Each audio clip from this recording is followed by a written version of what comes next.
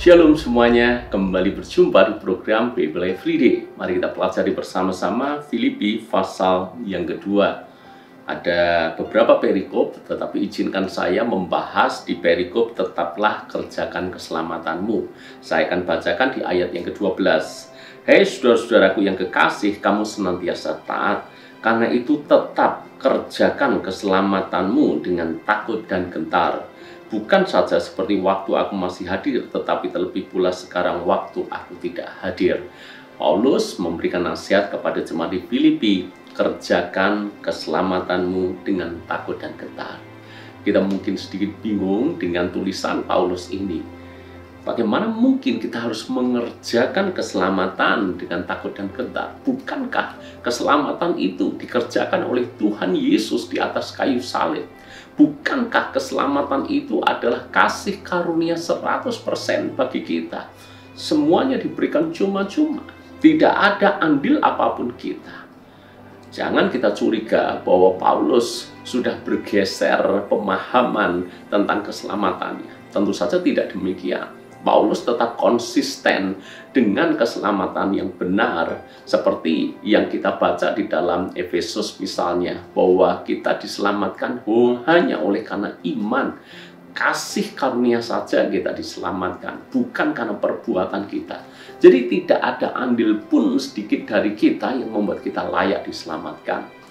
Bahkan kalau di dalam ayat yang ke-13, Paulus mencoba memberikan penekanan untuk mengingatkan kita kembali bahwa keselamatan itu 100% karena kasih karunia Allah saja.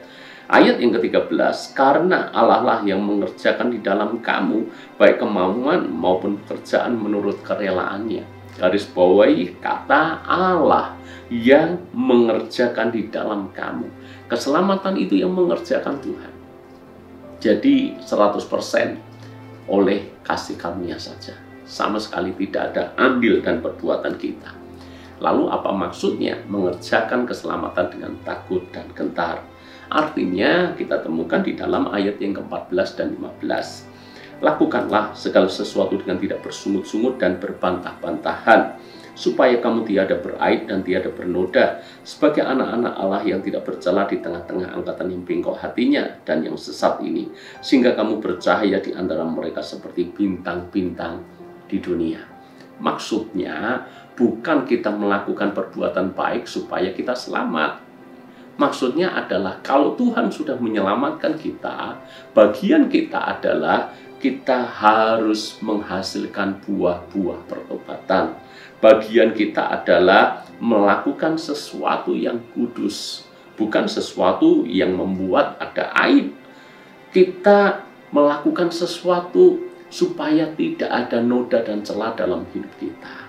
Itu artinya kita mengerjakan keselamatan dengan takut dan gentar. Jadi ingat, keselamatan diberikan cuma-cuma.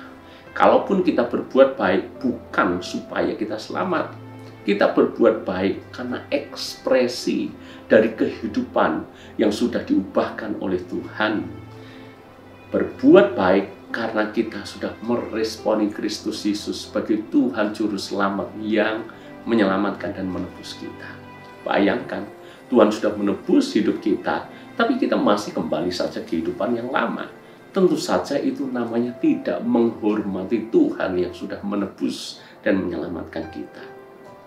Kenapa Paulus menulis akan hal ini? Beberapa teolog memprediksi kemungkinan pada waktu itu ada jemaat yang berpikir bahwa yang penting percaya Yesus dan berhenti sampai di situ saja.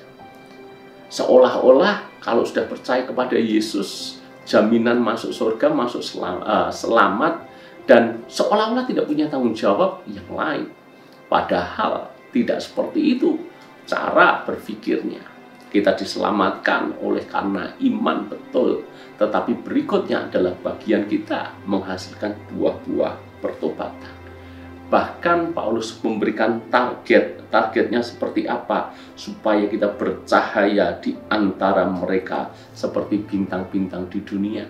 Targetnya bukan target yang biasa, tapi target yang sangat tinggi, setinggi bintang di langit, supaya orang melihat perbuatan kita yang baik dan memuliakan Bapa di sorga. Bagaimana kita bisa menjadi berkat bagi dunia kalau kita tidak menghasilkan buah pertobatan? Kalau kehidupan kita sama dengan mereka, kalau standar kehidupan kita juga sama dengan mereka.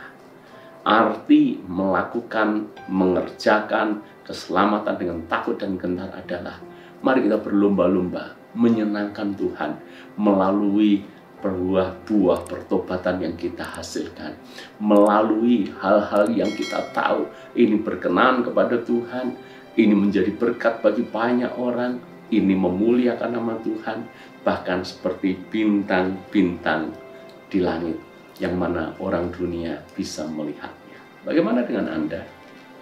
Apakah hanya berhenti pada satu titik, yang penting saya percaya Yesus dan selesai?